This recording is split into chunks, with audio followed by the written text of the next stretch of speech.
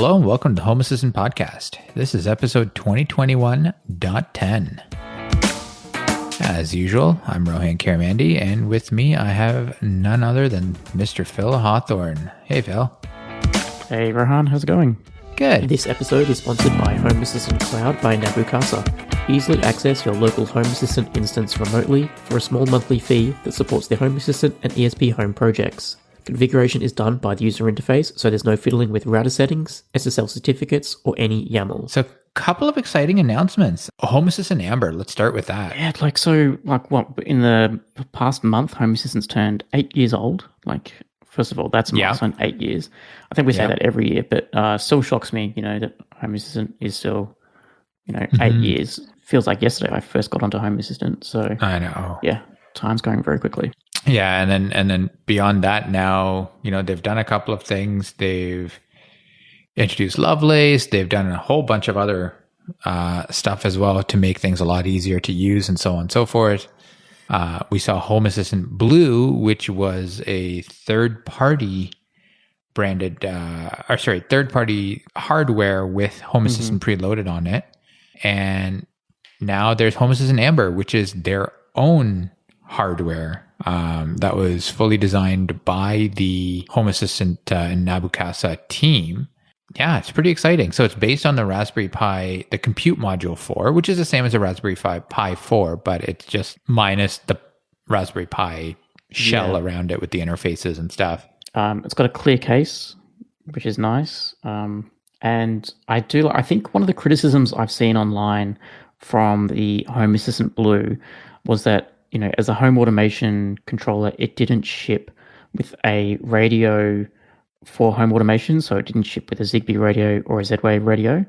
Right. And so the difference here is that Home Assistant Amber ships with a chip that can support Zigbee and will, in the future, via a firmware upgrade, support the new Matter protocol that is being developed by a whole bunch of smart home players. Mm-hmm.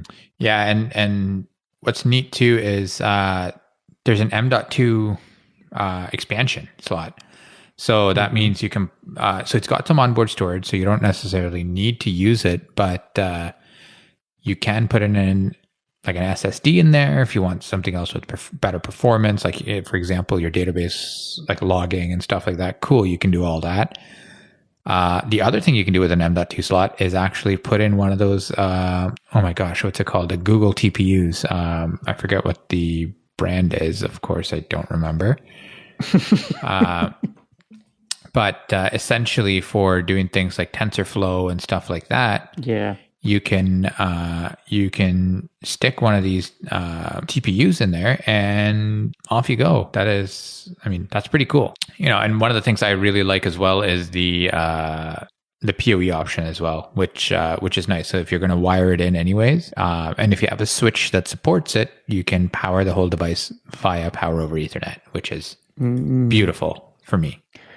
And I think same with the Home Assistant Blue, they've gone with, obviously this is a Raspberry Pi underneath. So you could power it via you can power Raspberry Pis with a USB charger, like a phone charger. But I think in previous experience, the Home Assistant team have, found that, one of the common causes of SD card failures or, Raspberry Pis not working efficiently is people not using a proper power supply with a Raspberry Pi. So the Home Assistant Amber, they deliberately are shipping with a circular power supply. So they don't want you using a phone charger or anything like that. You have to use the official power supply or power over Ethernet. That way they can ensure that, the device is getting enough power. What are your thoughts on Amber, Rohan? I know I've got a couple. I'm pretty excited for it, actually. I think, again, personally, will I upgrade to it? I've got my setup pretty much, again, set up. So I don't know if I will upgrade to it. I'm actually considering getting one still, just to try it, get my hands on it, play with it, whatever. But I do think it's a great start. Again, I'm just with my work and with what I do and just my nature of being me, I think, I have other things that I can run this on. But for people that are looking at, having an all-in-one unit dedicated for this, such as do something like replace the smart things entirely or something like that, or Vera or whatever. I think this is a great option. I think it's a good way to go. And seems to be pretty popular anyways, and that seems to be the pretty common opinion. It's 147% funded right now from what we saw, right? And that might go up by the time this recording comes out. So I don't know, but I don't know. Yeah, I'm excited for it, and it sounds like they've thought about where to go in the future a little bit too. And I know I was listening to a bit of the FAQ that they had had streamed, and even on there they were saying, what happens when the Module 5 comes out, something like that. Well, if it's the same architecture as the 4, then great, you can just swap it out and bam, you've got an upgrade, right? But and again, that M.2 slot is pretty nice too, to be able to put whatever expansions in there that are supported by M.2. Again, they'll need drivers and stuff as well. But once that's in there, I think that's a pretty solid option. So I like it. What are your thoughts? To me, it seems like, we had the Home Assistant Blue, which is just this all-in-one, but basically take it out of the box, you plug it in, and Home Assistant is ready to go. Now, the Home Assistant Amber seems to be a bit more, heavy, super user focused, I should say. It's a clear case. You can actually see the internal guts of this thing. It's not a nicely designed Home Assistant Blue case that you would have seen, that nice metal tin. No, this is literally a clear plastic box over this thing.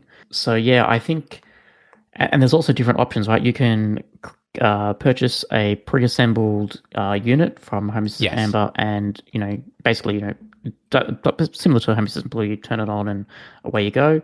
Or you can get kits. Maybe you've already got a Compute Module 4, or you want to get a different, a more powerful Compute Module 4, or however the Raspberry Pi is selling those now.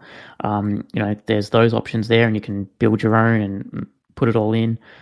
To me, I don't know, like only having that one M.2 extension port, you're either getting an SSD drive. You won't. So, for example, you won't be able to get an SSD drive and do like a video card in there to do your like TensorFlow or anything like that. So, you are restricted in that. Right. Yeah, I agree. It's the question is, do you need the built-in space plus an extra M.2 card, right? For storage specifically, like an NVMe or whatever solid state drive. But I agree with you there. I don't know how big of a use case that is, though. Me either. I think that was just me like, Yep, I get it. I was actually about to purchase a Home Assistant Blue. I was like, I want to find, some dedicated hardware. Just, I'm over latency issues, and, I'm running 3 instances of Home Assistant. I just want some nice hardware that is beefy enough. And I was hoping Home Assistant Blue would be the answer to that. And looking at the comparisons, Home Assistant Blue has I believe it's got an SSD in there already. It's got 4 gig of RAM. I think you can change the RAM in Home Assistant Amber, but you can't change it in Blue. So, there's pros and cons to each. So yeah, I don't know. I think, but the inclusion of a Zigbee radio is nice. Yes. And having the upgradability to Matter is also a bonus. And having that just work with Home Assistant is very, very appealing. But yeah, just that, for me, this doesn't seem like something that you're going to go into Walmart and buy, right? Or Best Buy. No. I still think as a custom product, or you're buying this with intent, not instead of walking by it and being like, oh, I think I like this one looks really nice. Let's get that one instead, right? Like, whatever that is. So I think that is. I agree with you there. It is. I don't think this puts Home Assistant I don't think it puts it any closer to being, general public kind of like, so that anybody can pick it up, or anybody's, non-technology focused grandmother could pick it up and do it kind of thing. I think, I don't know if that was the intention. But if it was, then I agree that it missed the mark. But if it's just, I need hardware to run this, I think it's pretty decent. Yeah, I can see that. I think, and maybe that's why, I felt like this is in some way a step down from blue in that, blue was basically, I could see that. In fact, it even is like being sold Yeah. on stores online, right? Like, just in everyday hardware stores, I can even buy it on eBay here in Australia. So Yes. like it's much more marketable to the everyday user, and I think Amber sort of steps away from that. And maybe they sort of, maybe blue is designed for end consumer, the average user, and Amber's designed for the more technology focused person that's wants to get their hands dirty. And there's nothing wrong with it. I totally accept that. And yeah, your average user isn't going to be sticking. And then I did find what I was trying to say earlier is the Google Coral. The Coral, yes, of course. Which is the AI TPU, technically, I guess is what it is, but it's classified as. But it's that hardware that you would basically put in for, again, doing things like machine learning and object detection and blah blah blah, whatever that is, pose estimation, whatever. But I agree. I think this is marketed at a higher technology focused crowd. Right? Or a crowd focused on more technology, sorry. Yep. Wow. More technologically focused crowd. There we go. That's the word I'm looking for. But there you go. I think that is a big part of it, right? And other than that, do people need it? But I think, like, I don't know if I agree with you, Phil, on I don't think this is any less or any less easy to set up and deploy than than the blue. Mm-hmm. For the simple reason of the blue still needs, okay, I need to put my SD card in there. I need to deal with all that stuff. And then if that goes south, again, as SD cards potentially do. Well, no, the blue is pre-installed with, there is no it's SD pre-installed. card in it. No, I agreed, but it's wait, is the SD card, I thought it still has an SD card in it, or is it flash? No, it's all flash. Oh, well, then I stand corrected. Because that was like the appeal for me, right? Like, you literally just plug it in. Don't have to worry about SD cards or anything like that. The blue is just ready to go. It's basically pre-installed with Home Assistant OS, and away you go. Yeah, because it's the Odroid. You know what? You're absolutely right. It's the eMMC built-in storage, right? So, that's right, because they had issues with SD with the recorder. Yep. Because the recorder would just destroy the SD cards. So it is based on the Odroid, right? Whereas this is based on their own custom plus the Raspberry Pi 4 compute module. And I guess if they're trying to venture out and doing their own hardware, there's nothing stopping them, in like, if this is their first, maybe they're doing like the Tesla, right? You create an expensive car and get people that, are willing to pay for the tech onto this first. And then maybe, next year we'll see a more consumer focused product that's not based on Odroid, that's built by Nabucasa, but more consumer focused, and might not have the extensibility, but at least they've controlled the hardware end to end. Yeah. So, but the problem is with blue as well. Again, there's no, like, I still need to go out and get my whatever Zigbee, Z-Wave radios. I mean, in this case, it doesn't come with Z-Wave; it comes with Zigbee. Mm-hmm. But I still need to go get it, right? And then plug it in, set it up, blah, blah, blah. You still need to set it up on this one too, but it's... actually, no, sorry. I don't think you do need to set it up. I think it shows up as what they said with Amber.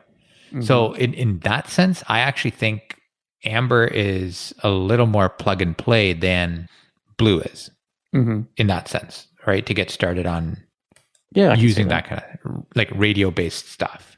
Yep. So I don't know. It's a tough one. I don't think either one is perfect, right? I personally, I think I would prefer an Amber over a Blue, just because I think it has more to offer. But I do think I don't remember what the pricing is like for the Blue, but I do think it is a little bit. Actually, it's not too far off. I'm looking at the Amber right now on the Crowd Supply, and it is $149. I'm assuming US dollars, plus I guess $20 shipping to me. The Blue, I think, I know at least in Australia I can get it for like $350, I think it is Australian. So what's that, like 200-ish US? Mm-hmm. It's pretty comparable. I'm looking right now. So it's about 100 and it says here I'm just looking off of the blog post, which linked me to Ameridroid.com, which is 165 US. Okay. For that, I think I would actually rather the Amber. It's a little cheaper. I do agree with you about the case. I think the case looks way better on the blue. Yep. No doubt there. But then I guess if you're getting cheaper and you're getting that Zigbee radio included, like the Zigbee radio can cost you easily, another $50. Exactly. But I do think that I'm trying to think because it's been a couple of weeks now since I saw the launch, but I believe there is a radio port on the Amber as well if you want to put an external radio in for the Zigbee antenna. Oh, that's cool. Or maybe they were saying that they took it out, and I don't remember which one of those it is. All right, so it's either there or it's not there. Good to know. Yes, that was extremely helpful. I know. Yeah. And obviously they can't do Z-Wave. I know they got a lot of criticism for not having a Z-Wave radio in there, but Z-Wave is different to each region and a lot more pricier. I'm not going to criticize them for that because. I do agree. I wish it came with the Z-Wave radio, Z-Wave radio, but I also see their side of it is, again, there's licensing costs, there's a bunch of that kind of stuff. So now this device from, whatever, $149 could potentially be $200, $250, whatever. Not to mention you then have to manage stock of, all right, this is an Australian version, this is a UK version, this is a US version, right? Like just becomes I forgot that. Yeah, I forgot that Z-Wave has those kind of issues too, right? Because it's like Wi-Fi where you need specific frequencies for specific areas. But that's it. I'm surprised that Zigbee doesn't, or does it, and I just don't know it. I haven't looked at it, to be honest. It isn't Wi-Fi universal anyway, because Zigbee uses the same range of Wi-Fi. So you can actually Wi-Fi isn't universal though. But the new Wi-Fi BGN standards are. Well, from a BGN perspective, yeah, but there's still different spectrums for different countries. But how come I can use my phone and go overseas and just access Wi-Fi in the hotel? Because a lot of times there's common frequencies that they sit in. Right. Okay. So it doesn't have to be the same. So for example, using again 2.4 gigahertz, channel 13 is available in Japan, what is not, or maybe this is old, but channel 13 exists in Japan, but in Canada it's actually illegal to use it. You'll actually get a knock on your door from Industry Canada threatening to to put you behind bars for interfering with unlicensed spectrum. Fair enough. Yeah. So I know Zigbee is in that same 2.4 spectrum. So depending on what Wi-Fi channel you've got at home and what channel Zigbee is using, you can actually sort of run into some collisions there. So yeah. So 2021.10. Yes. Let's get to it. All right, new features. And the big one from this release, we've spoken about it in a previous episode, is the new official Tuya integration. So you'll know if you've got a Wi-Fi device, there's a good chance that it is backed by Tuya. If you've gone to your local hardware store and picked up anything smart, right? I know down here in Bunnings we've got Netgear, Brilliant. There's a whole Arlec, whole bunch of stuff. Even Kogan stuff is all pretty much Tuya based as well. So Tuya have created an official Home Assistant integration. They are managing it now, which means there's no risks of an API going bye-bye in the next release and all your integrations all your entities that you've worked hard to put into Home Assistant go away. There is a caveat though. If you've run the Tuya integration previously, once you upgrade to 2021.10, you will need to set it up from scratch. And that's because they've rewritten it completely and there's a brand new API that Tuya have created specifically for Home Assistant. So I think everything's there except for covers. They're currently not supported, but they'll be coming in a future release. So Tuya are aware of it and they're working on it. Not bad. That's pretty good. See, and I know, again, whether it's in public or even in private, and we've talked about this with Paulus, and Paulus has talked about this a few times as well, and the kind of power of open source and being as large as the Home Assistant project is being able to push organizations like Tuya to have proper APIs and do this kind of thing, right? That's right. I mean, is it a fully open source API? I don't know. I didn't look, to be honest. And are they opening it up so that other folks can use it too? I'm not sure. But at least it's a step in the right direction, right? So Moving on, Z-Wave JS now has support for Security S2. If you're not familiar with it, it is a newer standard for security devices. So things like locks, sirens, so on and so forth. Home Assistant can now connect to those devices. So it's great. It's good. And something just come out of nowhere, I guess. ESP Home has added encrypted communication. ESP Home and the ESP Home integration now have support for communicating encrypted with each other. So Otto Winter, who was the original creator of ESP Home, has been working hard adding this layer of encryption to the ESP Home API, which utilizes the noise protocol. So besides the 2021.10 release of Home Assistant, you'll need at least ESP Home 2021.9.0, and you'll need to configure your ESP Home devices to enable encrypted connections.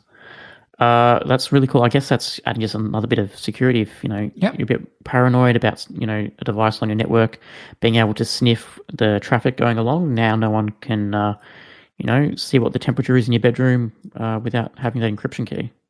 I was going to make the joke of people won't know if my kettle is turned on or off, but that's also a good one too. Yeah, that's right. There you go.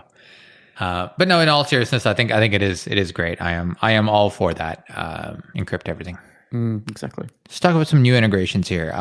Amber Electric. So I guess they're an Australian energy retailer who exposes an API with the current energy price. So basically, what you can do is you can go a step further. So basically, set up devices to shift energy usage to greener times and so on as well, which is pretty nice. So there's a binary sensor. Essentially, if there is a price spike, and essentially, you can do whatever you want based on saying, "Hey, there's a price spike," and turn off the oven or turn off the dishwasher. Yeah. Hopefully not mid-meal, but yeah, or mid-wash. But yes, that's the idea there, which is pretty neat. AirThings, so that's a new integration. So AirThings themselves are little air quality sensors that you can put around the home. So that's now integrated into Home Assistant. Nice to see.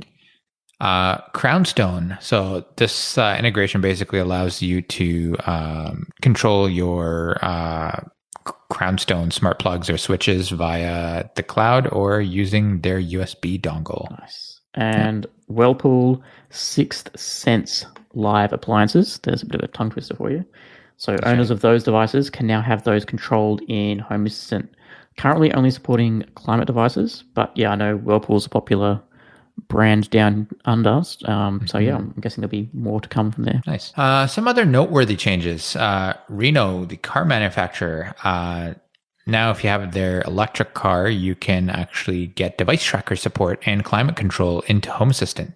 So that's a nice little bonus there. I like that. And there's a new isNumber template filter and function available for those that love to use Home Assistant templates like myself. I've run into this quite often where I'll be trying to do some maths inside a template and it will cause an error because the state or something has gone into a non-numeric state. So right. You can now have an isNumber function. It will return true or false and tell you, yes, the variable you're testing is a number. So then you can put that in an if condition block and then go away and do your maths against that. That's pretty exciting. MDI, the material design icons. So there's it's been upgraded to V6, which brings a bunch of new icons. But because of that, some names may have changed, but hopefully not. Yeah. And if you'd like to poke around in the developers tools, quite often you'll notice that there is a new statistics tab. It should allow you to view the statistics across your entities in Home Assistant. So anything that's going into long-term storage or, and when you open up a card, you'll see those graphs and state history. That's all now accessible from that statistics tab. Oh, that's cool. Yeah, I'm looking at that right now. Neat. All right, breaking changes. There's a bunch more of the release notes. These are just a couple that we kind of picked. So Moon Entity. So if you like to track the state of the moon in Home Assistant, basically it would never have a primary moon phase state. So essentially it would go from, like for an example, from waxing gibbous directly to waning gibbous. and it wouldn't have a full moon in between. So now it'll properly show full moon, first quarter, new moon, first quarter, full moon, and third quarter. That's cool. So yeah, there you go. I don't know why I struggled with that one. All right, Honeywell Lyric is a bit of a change here. So the polling interval of this integration has been decreased to 300 seconds or every 5 minutes to reduce the chances of hitting an API limit. So if your automations are expecting, things to be a bit slower, maybe I'm guessing it's decreased to 300 seconds. So the polling interval has decreased. So I'm guessing that's faster. But then reduced chances of hitting an API limit makes it sound like it should have been increased. Yeah. So I'm going to say that, we're checking every 5 minutes. Previously, it was probably every once a minute, I would say. So yeah, just be sure to, if your automations are relying on data that's coming in every minute or faster, there is now a speed limit, and it's once every 5 minutes. There you go. Tracker, it's been removed as the API is no longer available. It's a service similar to Tile, and I actually had a bunch of these, and I did not like it. So fair enough. There you go. I think the company, I want to say the company just like died, but I don't know. Yeah, something like I've heard some bad things in the press about it, so maybe like it has. Yeah. Yeah, I bought a bunch of these. I think I had like 8 of them or something like that. And did you not like the app, or I just didn't like all of it. It was, there you go. We regret to inform you that Tracker will no longer be supported on Apple or Android devices after August 15th. Oh, yeah, that's gone. Like, if they're not supported on the phone, then what is supported on? Yeah, there's literally 2 icons. It's Apple and Android icons. So, yeah, so they're dead. Yeah. But I stopped using them a while ago. I don't know why. I was just really not happy with it. They stopped working all the time. They were notoriously unreliable. Yep. And I think it's also, and MKBHD actually had a long, not rant, but yeah, he had an episode about this, talking about how Apple is basically eating a lot of their ecosystem partners' lunches, right? So like, for example, Tracker as an example, with now they have the AirTags, right? Which they're going into the Tile territory and stuff as well. So that's a problem. And even like the rumors of like Apple making an electric car, right? Like, I know a car's not very different to, like a Bluetooth device, like a Bluetooth tracker, but still, right? Like that would surely make, Tesla and a few other the car companies a bit nervous that someone with enough of a bank balance that Apple has, that could afford to run, manufacturing of cars at a loss for quite some time, entering into their territory, like it'd surely be a bit nervous. Yeah. Well, I mean, Tesla's been doing it for years. Their company into a loss. So sure. Speaking of Tesla, so they've also been removed in 2021.10 because the Tesla login security, they've changed that around a bit. So, they've removed due to increased Tesla login security, preventing third parties to log in to Tesla accounts. So, Home Assistant can no longer control your air conditioning in your car and can't see, where the location of your Tesla is within Home Assistant anymore. Which, by the sounds of it, you should very unfortunate. Sell the Tesla and buy a Renault. Yeah, that's what I'm getting after this. So they've added more in the Renault and taken away from the Tesla. So there you go. That's it. All right, Ryan. So we have two release episodes ago, we announced that we were running a competition. We basically ticked over 100 episodes of the Home Assistant podcast in our feed. And now we are in the process of releasing a new show that we are slowly working towards. It will be out probably next year, let's be honest, but we're aiming to get it out sometime this year.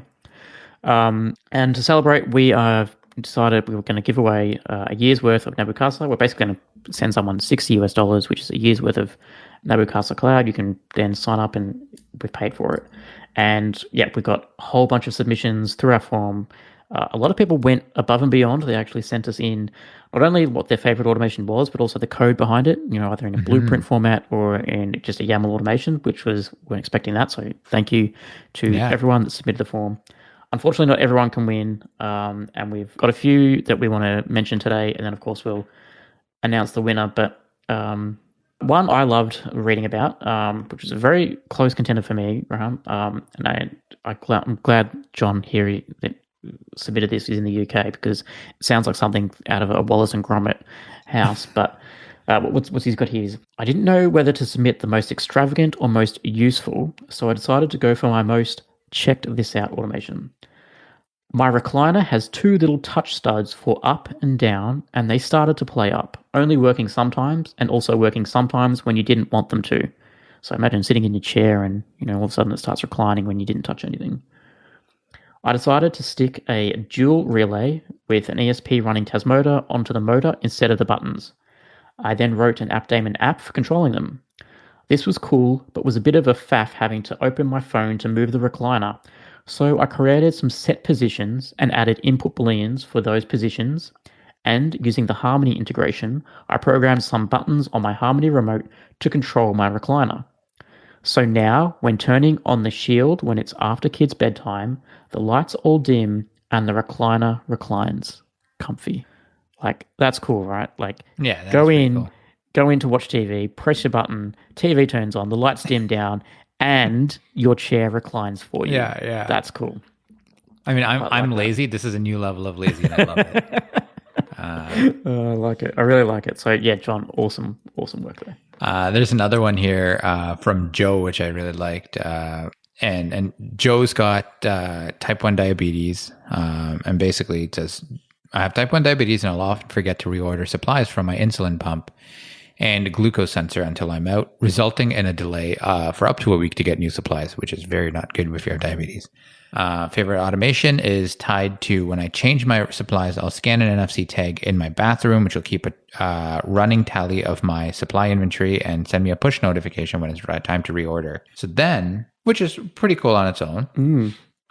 Then Joe said, recently I started tracking the length of time each infusion set lasts. And then with my recent interest in Grafana, I started graphing averages and trends and put it on my site, which keeps a running tally of my supplies and other statistics on my diabetes, which to me is actually just, again, as somebody that just loves graphs and data points, I think, that's pretty cool. I mean, That's what are you awesome. going to do with this information? I don't know, but maybe it'll come in useful one day, or if not, just pretty graphs. Great. Why not? Nothing wrong with that.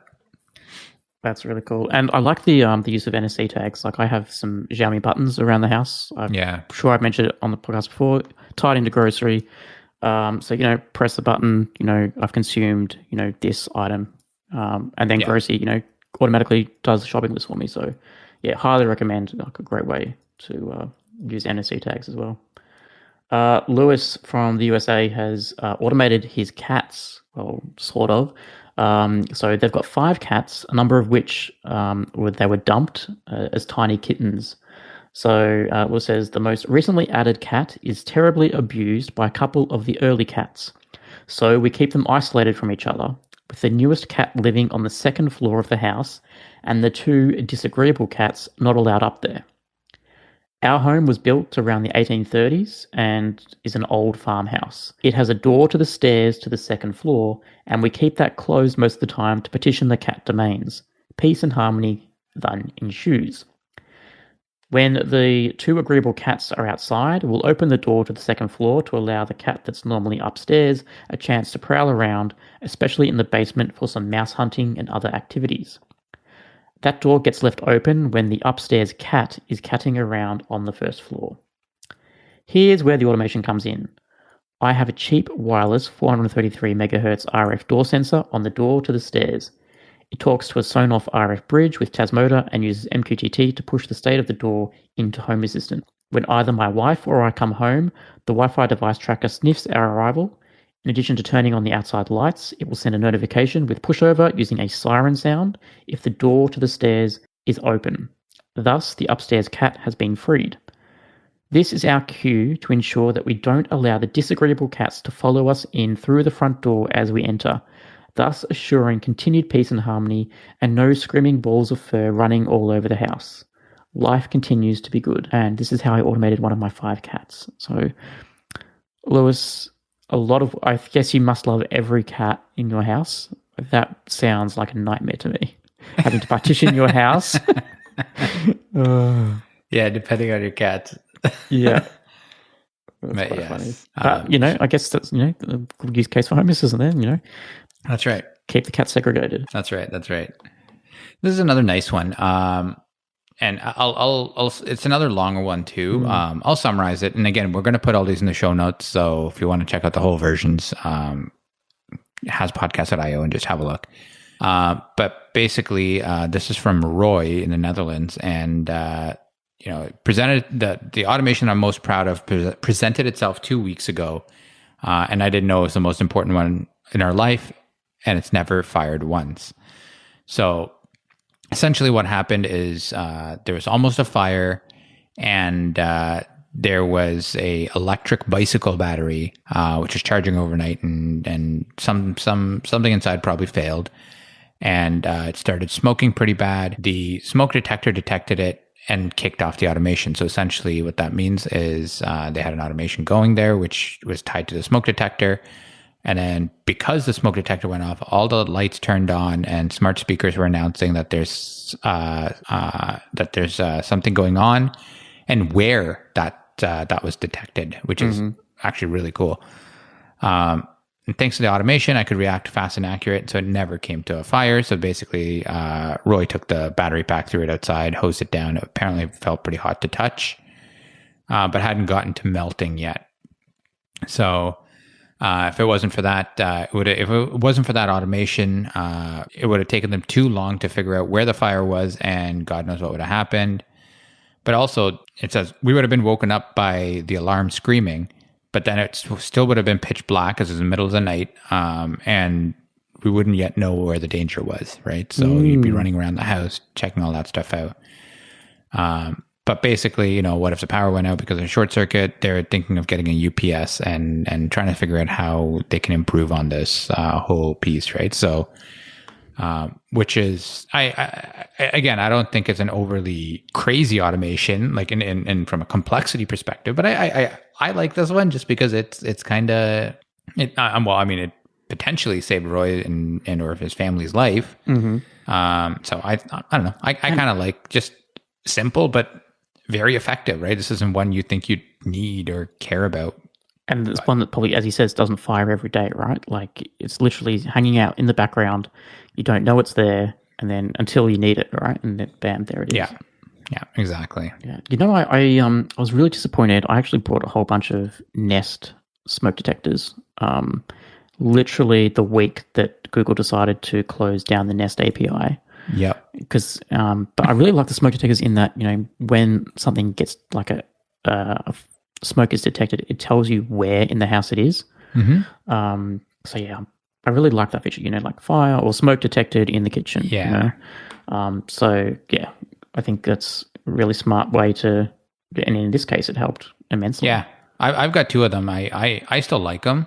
I know, again, there was a bunch of issues with the API, blah, blah, blah. But I mean, for me, it's still connected to my Home Assistant instance. I'm still looking at it. It still says okay, green, whatever. Yep. Right. So, yeah, I don't know. Interesting. I like it, but I might have to buy some more then if I ever get a new house. I'd probably, I mean, today, if I was to do it, I would probably get like a Zigbee one or something like that. Yeah, right? That's what I'm thinking, right? Like, just keep it out of the cloud. Yeah, I do love the silence function though on your phone. Like if I'm cooking something, I burn something, whatever. And you can just wave to it, right? Like, hey, it's fine. Like, shut up. Can you? I don't know. I'm pretty sure that was one of the selling points. Yeah, you just walk. Like if it's alarming, it goes, you're burning. Like you just walk up to it, you wave, and that's enough for it to say, okay, it's not serious. I want to say they turned that off because of accidental something, course, like it's a safety precaution, right? A kid walks by or something and it's like, or like runs around flailing their arms. Yeah, I can see that. I might be wrong. And I probably am, but I want to say that's not there anymore. But listen, for me, just the ability to turn off the alarm without having to grab like a stick or take the old towel and, and start waving it. Everyone's been there, right? Oh, 100 times at least, right? Yeah. So I like it. Yeah. All right. So another submission that we really loved was from Mike in Canada. I'll summarize this one. But Mike's got twins, which he says makes his life complicated, to say the least. He's tried to make their rooms and schedules less complicated by making it more complicated. And I'm sure everyone listening to this podcast knows exactly what Mike means by that. So he's created a whole suite of automations, and he's actually been nice enough to share them up on GitHub as a nursery package. So we will obviously have links to that in the show notes on haspodcast.io as well. So be sure to check that out if you're interested. But yeah, his favorite so far is not only to himself, but also to the visiting grandparents during the nap and bedtime routine, is the activation of the camera on the TV. So when nap mode is activated, which is done by just a Xiaomi Zigbee button, it turns off the lights in the room. It sets the doorbell ESP to not ring, but use a push notification instead, which I can attest having a Ring doorbell is absolutely necessary if you have a sleeping baby. And then it also sets fans and humidifiers and the white noise in the room basically at that nap schedule. But he says the favorite part is when it does this. So it waits for the Android TV box to be available and not sleeping. So, make sure it's turned on and there.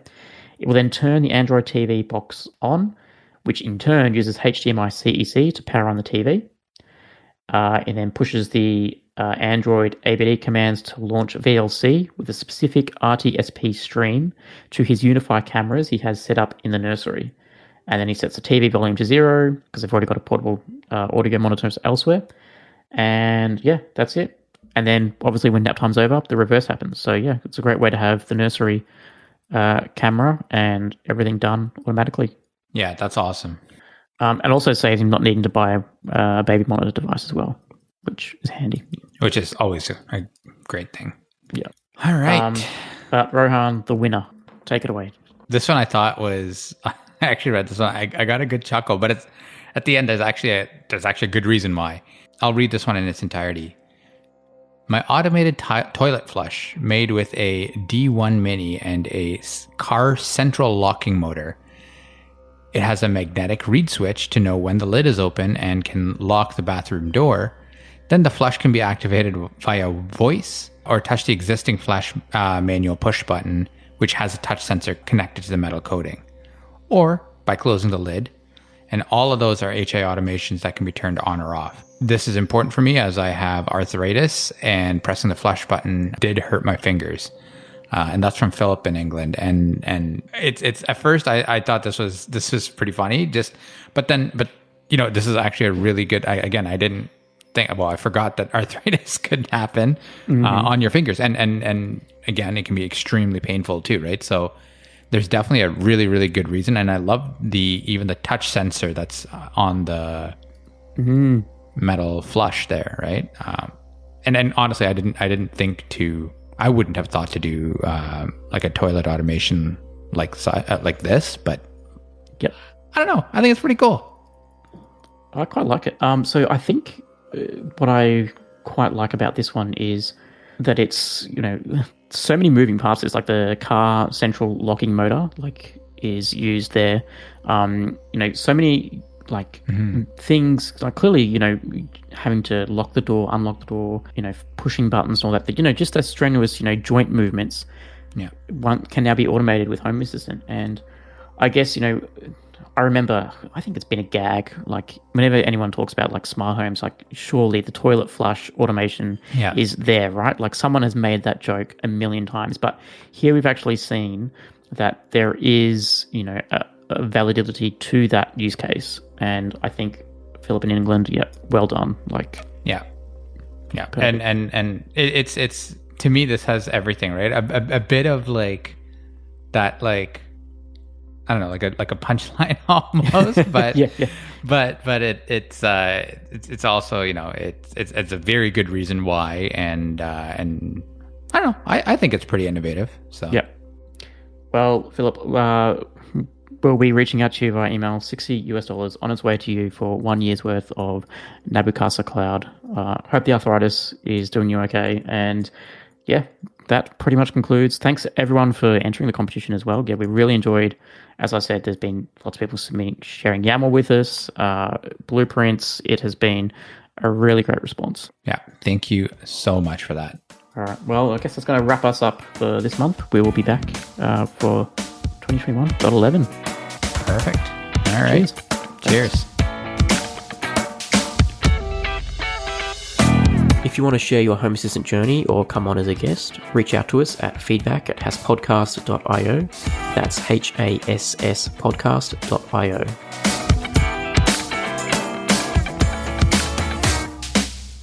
The Home Assistant Podcast is hosted by Phil Hawthorne and myself, Rohan Karamandi.